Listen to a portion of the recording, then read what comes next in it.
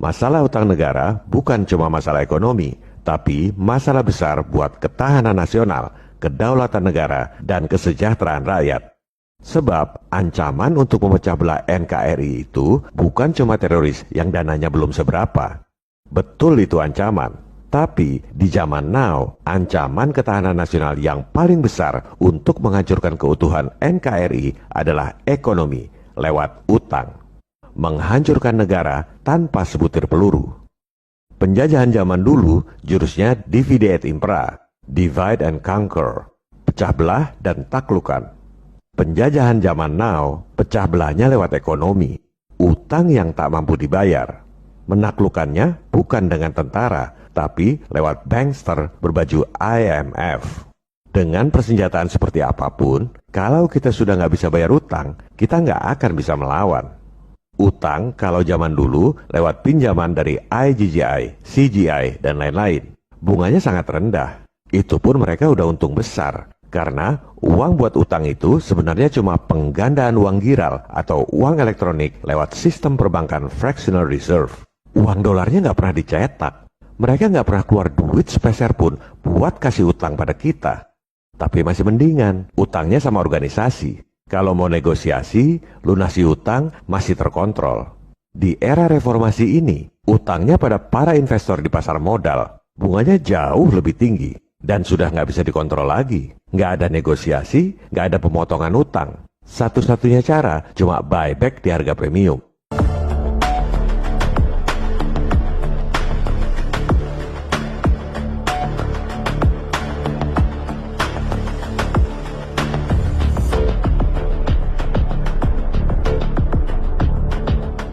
Sekarang ini pemerintah udah nggak mampu bayar bunga utang, sehingga harus nambah utang buat bayar bunga utang. Saat ini elit keuangan dunia masih kasih tambahan utang. Begitu mereka stop kasih tambahan utang, selesai permainan. Default. Apa yang terjadi jika negara nggak bisa bayar utang?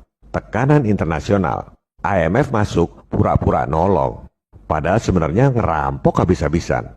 Persis seperti preman tebar paku. Dan kita nggak akan punya bargaining position karena udah nggak bisa bayar utang.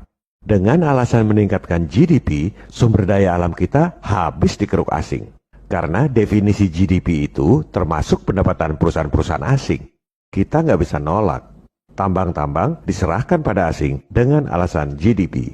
Pertanian, perkebunan, perikanan, semua diserahkan pada asing dengan alasan untuk meningkatkan GDP. Ini lagu lama. Tahun 67 dulu juga Freeport masuk alasannya untuk meningkatkan GDP. Membuat daerah-daerah potensial jadi negara sendiri pun, atau otonomi khusus seperti negara dalam negara, kita nggak akan bisa nolak. Sebab dengan separatisme, mereka lebih leluasa membuat deal dengan pemerintahan baru di daerah. Inilah ancaman nyata kedaulatan negara yang sesungguhnya. Ekonomi lewat utang. Mereka lah teroris yang sesungguhnya. Jauh lebih berbahaya dari teroris yang tinggal di rumah-rumah kontrakan. Terorisme harus dibasmi, maling harus ditangkap. Yang harus diperhatikan adalah bankster yang jauh lebih berbahaya dari teroris dan maling. Soal utang ini memang bukan tugas pokok dan fungsi Kementerian Pertahanan dan Badan Intelijen Negara. Di sini kami mengetuk hati Pak Prabowo, Pak Budi Gunawan, juga para anggota DPR dan DPRD. Bukan hanya sebagai pejabat, tapi sebagai negarawan yang membela nasib rakyat. Sebagai putra-putra terbaik bangsa yang dengan hati tulus berjuang untuk keutuhan NKRI dan kesejahteraan rakyat di masa depan. Ini adalah persoalan yang sangat serius. Nasib bangsa ini, kedaulatan negara, keutuhan NKRI tinggal tergantung pada tambahan utang itu. Begitu di stop, habis kita Pak. Bukan diserang oleh tentara yang bawa senjata, melainkan oleh para bankster berdasi yang menghabisi nyawa NKRI lewat regulasi. The greatest trick the devil ever pulled was convincing the world he didn't exist.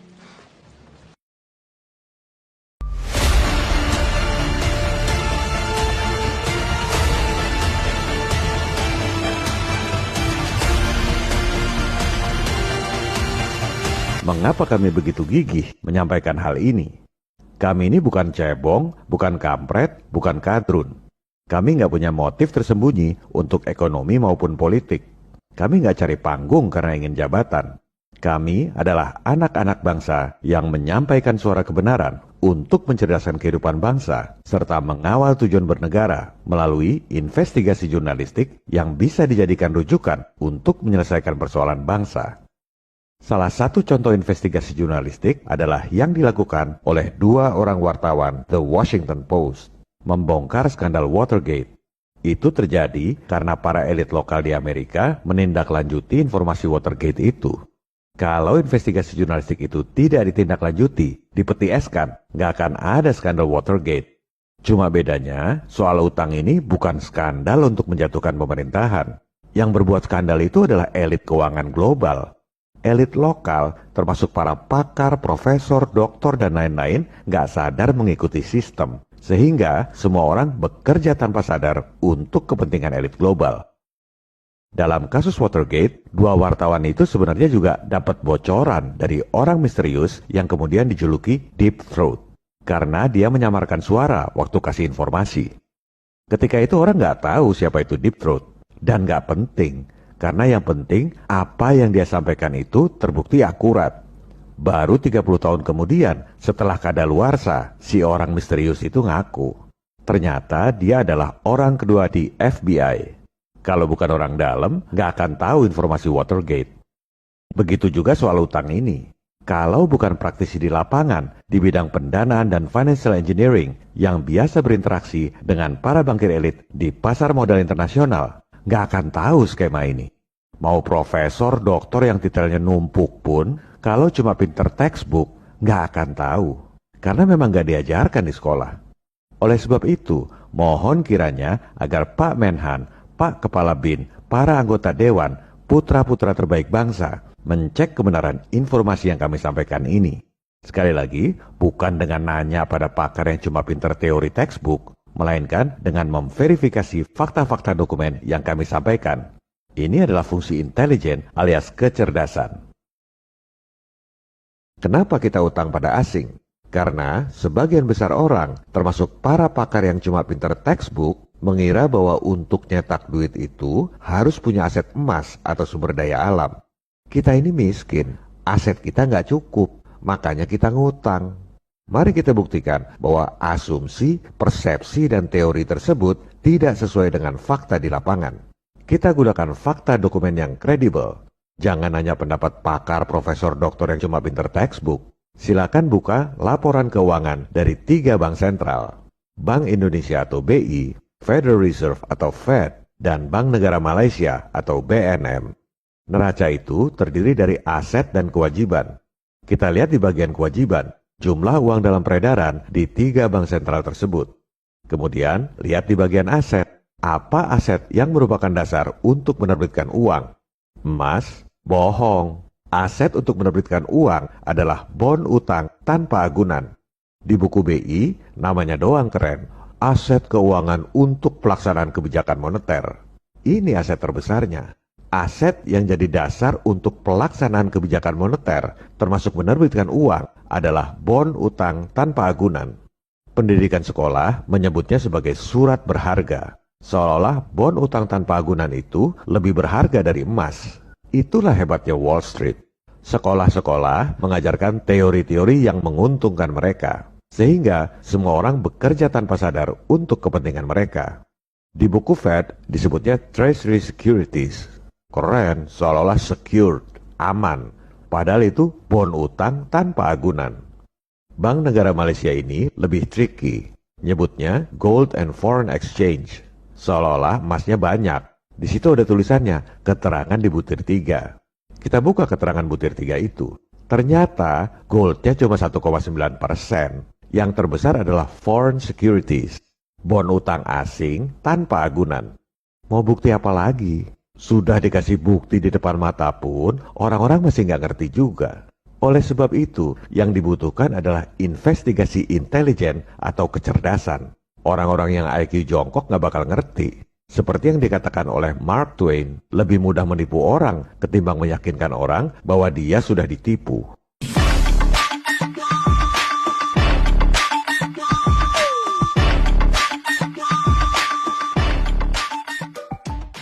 Dengan fakta-fakta dokumen ini, berarti terbukti bahwa persepsi dan teori bahwa kita nggak mampu biaya pembangunan sehingga harus ngutang sudah terpatahkan secara tidak terbantahkan.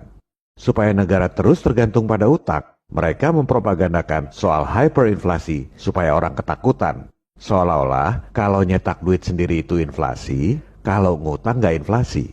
Pada episode lalu, kami sudah buktikan dengan fakta dokumen yang tidak terbantahkan bahwa per November 2020, di luar uang resmi yang diterbitkan dan dibukukan oleh BI, ada lagi penambahan uang dalam peredaran sebesar 5.900 triliun yang berasal dari utang.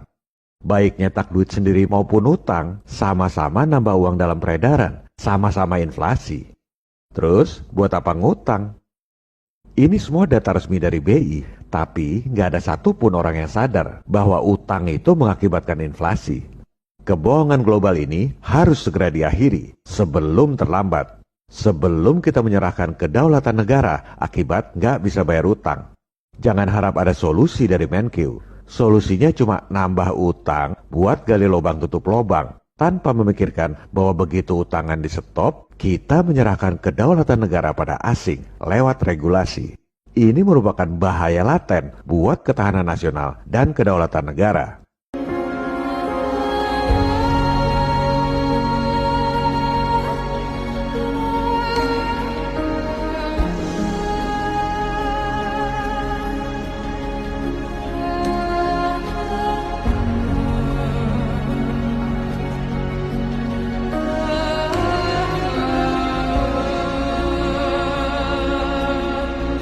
Lucunya, ada sebagian orang yang takut diembargo kalau kita lunasi utang. Diembargo itu justru kalau kita nggak bisa bayar utang, bukan kalau lunasi utang. Jangan dibalik-balik.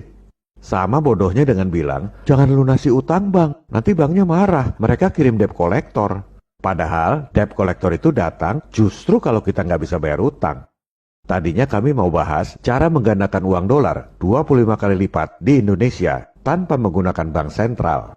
Ini bisa digunakan sebagai solusi buat bayar utang maupun buat biayai pembangunan.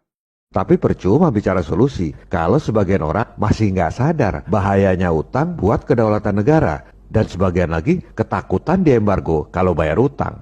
Oleh sebab itu, di episode 33B mendatang, kita bahas dulu fakta bahwa Cina itu nggak nurut-nurut amat pada IMF dan WHO. Buktinya nggak diembargo.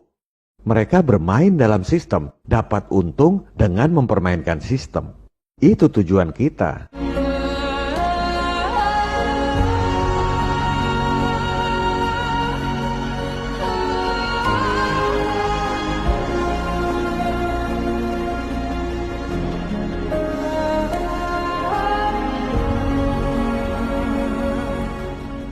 Jadi, musuh kita yang sesungguhnya adalah kebodohan dan sifat pengecut kita sendiri. Kita bukan bangsa yang bodoh dan pengecut. Karena itu marilah kita teruskan perjuangan ini sampai ke ujung-ujungnya. Tahanlah menderita, tahanlah kesukaran. Kebesaran kita tidak dapat kita capai di atas kasur bantalnya kesenangan. Kebesaran kita itu hanyalah kita bisa capai di dalam api unggunnya perjuangan. Viva Republik Indonesia. Salam People Power. This is our time, no turning back. We could live islanders.